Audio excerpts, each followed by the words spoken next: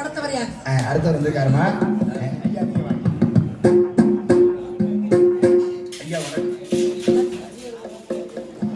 சதாரத்துக்கு உங்களுக்கும் எப்படி உறவு? அந்த உறவுகள் எப்படி தொடர்ந்தது? சத்தியபுரி நாட்டிலே பிறந்தவர் நான். என் தந்தையினுடைய பெயர் சுவேகை சந்திரன். என் பெயர் சுவேகை சந்திரன் அழைப்பார்கள். என் தந்தையுடைய பெயர் சாரகசன் மன்னன்.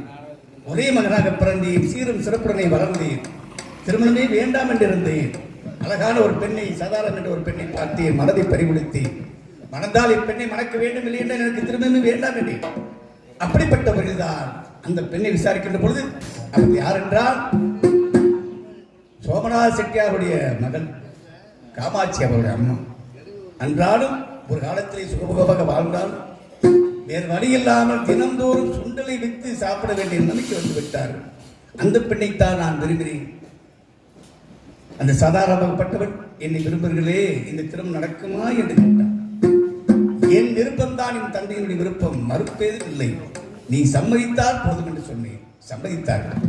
பெரியவர்களாம் சம்மதித்தார்கள். என் நாட்டை சந்தோஷமாக எனக்கு மணிமணி சுட்டி நாட்டுக்கு இளவரசராகலாம் என்று நான் கனவுகள் இருந்தேன். என் மனைவியை நினைத்திருந்தார். அங்குதான் என் வாழ்க்கையிலே விதி விளையாட்டு. சதாரத்திற்கு கூட பிறந்த அழகு என்று ஒருவன் இருந்தான். அவன் என்ன செய்தான் என்றால், பார்ப்பதற்கு கிறுக்கனாக இருந்தால், விபரமான கிறுக்கனாக இருந்தான். என் அக்காவை நான் திருமணம் செய்து கொடுக்க வேண்டும் என்றால் என் நாட்டை எனக்கு மணிமணி தர வேண்டும் இப்படி கேட்பார் என்று யாருமே எதிர்பார்க்கவில்லை. என் தந்தை வேதனைப்பட்டார், வேதப்பட்டார்களே, என் செல்வமே, அரியா சிவாசரி அழக வைத்து அமர வைத்து உன்னை மணிமொழி சுட்டி பார்க்க வேண்டும் என்று நான் நினைக்கிறேடா. இப்படி இவன் கேட்கிறானே, இது முறையா? இந்த திருமணம் நடத்துவேமா வேண்டாமா என்று சொன்னேன். திருமணம் ஒன்று நடந்தால் சாதாரணம், இல்லை என்றால் என் வாழ்க்கையை திருமணமே வேண்டாம். இல்லையப்பா, உன் விருப்பம் தான் என் விருப்பம். 4 நாளும் பரவாயில்லை. அவன் யார்? நம் குடும்பத்தை சேர்ந்தவன் தானே. பெரிய மனது பண்ணி அவனுக்கு மணிமுடி சுட்டி என் நாட்டுக்கு எல்லோரும் ஒற்றுமையாக கடைசியில் அத்தனை அபகரித்துக் கொண்டு என்னையும் கூட பிறந்த அக்காவையும் பெற்றவர்களையும் மற்றவர்களையும் என் நாட்டில் இருக்கக்கூடாது என்று நாட்டை விட்டே விரட்டி விட்டார். வேறு கடி இல்லாமல் உத்தியானத்துக்கு வந்தோம். என் மனைவி தான் என்ன வேலை செய்ய போகிறேன் என் மனைவி வேதனைப்பட்டார். கவலைப்படாதீர்கள், தான் எனக்கு சிறு வயதிலிருந்து சபக்கம் மீது பழக்கம் இருக்கின்றது. இதை எடுத்துக்கொண்டு விட்டுவார்கள். அதில் கிடைக்கக்கூடிய வருவாய் வைத்து இனிமே நம் வாழ்க்கையிலே ஒரு வாழ்ந்து கொள்ளலாம் என்று சொல்லி அவர் சொன்னார். வார்த்தையை நம்பினேன், வந்தேன். அந்த சபக்கத்தில் இருக்கும் போதுதான் இந்த மயன் மன்னன் இந்த சபகத்திலே சதாரம் என்ற ஒரு பெண் கேட்டிருக்கிறதே, இந்த பெண்ணே இவள் அழகாக இருந்தால், இந்த சபக்கமே இவள் அழகாக இருந்தால் அவள் எவ்வளவு அழகாக இருப்பார் இறையில் அழைத்து விட்டார். அன்று என் மனைவியை பிரிந்து இன்னும் பார்க்க முடியவில்லை. ஆனால் இங்கு வந்தால் சதாரம் சதாரம் என்று என் மனைவியுடைய பெயரை சொல்கிறார்கள் என்றுதான் எனக்கு புறத்தாக இருக்கிறது. இதை பாருங்க, நீங்கள் யாரிடம் நான் தெரிந்து கொள்ளலாம். இதை பாருங்க, சதாரம் உங்கள் முன்பு இத்தனை பேர்களும் சதாரம் சதாரம் சதாரம் என்று எல்லோரும் சொல்லிக் கொண்டிருக்கிறார்கள். இப்பொழுது உங்கள் சதாரத்தை பார்த்தால் இத்தனை பேர்களும் சதாரம் என்று சொல்லிக் கொண்டிருக்கிறார்களே என்று சந்தேகம் இல்லாமல் தன் மனைவி நல்லவள் என்று ஏற்றுக்கொள்ள உங்களுக்கு சம்மதமா? நிச்சயமாக இப்போது பார்த்தாலும் ஏற்றுக்கொள்வேன். ஏனென்றால் மறக்க மாட்டீர்களே, கற்பினை சிறந்தவள் என் மனைவி ஒரு நெருப்பை போன்றவள். தன் கணவனிடம் எப்படியாவது அடைந்தே தீர வேண்டுமே, வாழ்க்கையில் ஒன்று சேர வேண்டும் என்று மற்றொரு எண்ணத்திற்கு எப்பொழுதுமே இடம் கொடுக்க மாட்டாள். என் மனைவி உத்தவி, என் மனைவி உத்தவி, என் சதா உத்தவி. இப்போது பார்த்தால் நான் ஏற்றுக்கொள்ளையா? இதை பாருங்கள், என் மனைவி பார்த்தீர்களா? என்ன தெரியவில்லை.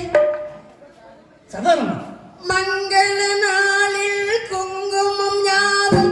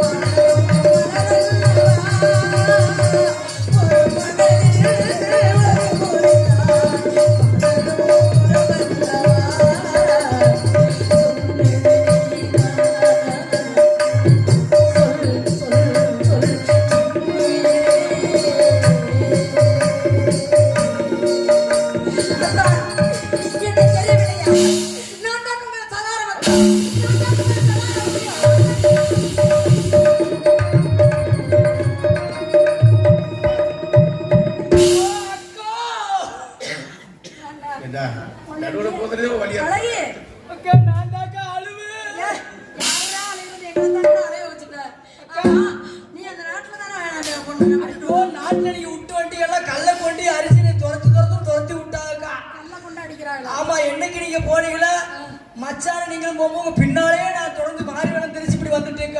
என்ன அறிவு கேட்டவனே, நான் அக்கா தானே உனக்கு. அக்கான்னு தெரிஞ்சிருந்தேன் என்கிட்ட எப்படி எல்லாம் நீ பேசுன. இல்லக்கா, பக்கத்துல துணையா வந்து அப்படி அடையாளம் தெரியாம இருந்தக்கெல்லாம் கள்ள கொண்டி அடிக்கிறேன். வர வேண்டிய இடத்துக்கு தான் நீ வந்திருக்கிற. இனிமே நமக்கு எந்த கவலையுமே இல்லை. அப்படியா? நல்ல காலம் மறந்துருச்சு. பக்கத்துல ஒருத்தர் உட்கார்ந்துருக்காங்க. யாரு? அந்த பெண்ணு தான் சதாரம். நாட்டினுடைய இளவரசி. நான் கேட்க வேண்டும் நினைச்சேன். இங்கு எப்படி வந்தாய்? எதற்காக இந்த ஆணுடைய தெரித்திருக்கின்றாய்? இந்த பெண் யார்? அத்தான் தாங்கள் சொல்வதை போல் அதோ அங்க இருக்கின்ற மயூர் மன்னன் அவன் உங்களை சிறைச்சாலையில் அடைத்து விட்டான். சபக்கத்தை வைத்துக் கொண்டு நான் வந்தவுடன் என்னை திருமணம் செய்து கொள்ள வேண்டும் என்று மன்றாடினான். அவனை விட்டு தப்பிப்பதற்கு என்ன வழியே எந்த வழியுமே இல்லை. அப்பொழுது நான் தனியாக 48 நாளைக்கு கௌரி விருந்தம் இருக்க வேண்டும் என்று கூறினேன். அப்பொழுதுதான் உங்களுடைய ஆடவ அணிவுடைய உடையும் நூலையும் கொண்டு வாருங்கள் என்று தங்களிடம் உரைத்தேன். ஆனால் அதன் பிறகு இவன் திருமணம் கையில் சிக்கிவிட்டேன். இவன் என்னை திருமணம் செய்ய வேண்டும் என்று கூறினான். அதன் பிறகு மந்திரி வந்தார்கள். அவர்கள் எல்லோரும் அதோ அங்கு தெரிகிறது அந்த தடாகத்தில் சென்று மலரை எடுத்து வாருங்கள் என்று கூறினேன். சென்றவன் சென்று விட்டான். இப்படி எல்லோரும் சொல்லிக் கொண்டு வந்தார்கள். அவர்கள் எல்லாம் விட்டு தப்பித்து இங்கு வந்து வந்தவுடன் இந்த இளவரசி இருக்கிறார்களே அவர்கள் தினமும் திருமணம் நடக்குமா, அதாவது நித்திய கல்யாணி தினமும் திருமணம் நடக்கும் என்று சொல்லியிருந்தார். நான் அந்த பெண்ணை மணந்து கொள்கிறேன் என்று ஆடவர் உடையில் இருந்ததனால் அந்த பெண்ணை மணந்து கொண்டேன். ஆமா, அந்த பெண் இரவில் தூங்கிக் கொண்டிருக்கும் பொழுது மூக்கில் இருந்த நாகசர்ப்பம் வெளியில் வந்தது. அதை கழித்துத்தான் இத்தனை கணவர்களும் இறந்திருக்கிறார்கள். ஆனால் நம் கவலையில் நான் பிடித்துக் கொண்டிருந்ததனால் அந்த பாம்பை கொண்டுவிட்டு இந்த நாட்டை முடிச்சுக் கொண்டிருக்கின்றேன். உன்னை நான் மனதால் பாராட்டுகிறேன். அந்த பெண்ணையும் வாழ வைத்து அந்த பெண்ணுக்கு இந்த தோஷத்தை நீக்கி விட்டாய்.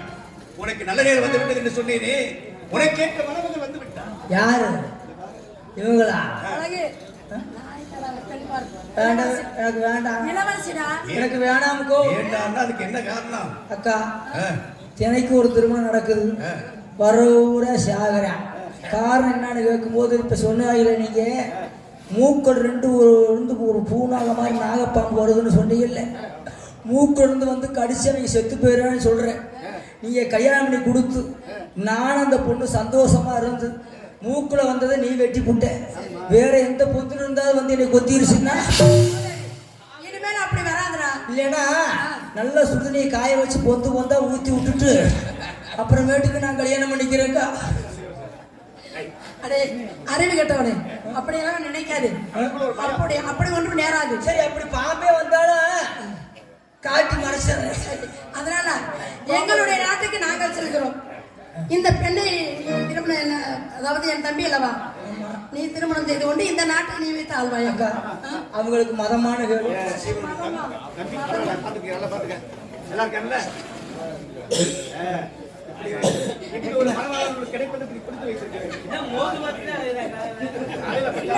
என்னடா மோப்பம் பிடிச்சுக்கிட்டாரா? இல்ல பாம்பு வாசம் எதுலயும் வருது.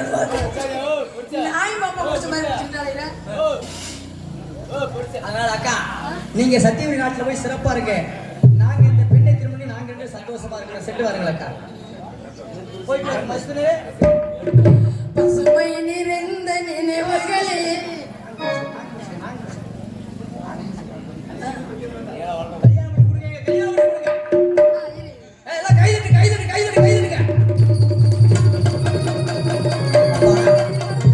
இத்தனை நாளும் தம்பிக்கு அக்கா சிறப்பான ஒரு கல்யாணத்தை பண்ணி கொடுத்துருக்காங்க. இந்த இடத்துல இனிமேல் நான் தான் ராசா, நீங்க தான் ராணி, புரட்சி ராணி.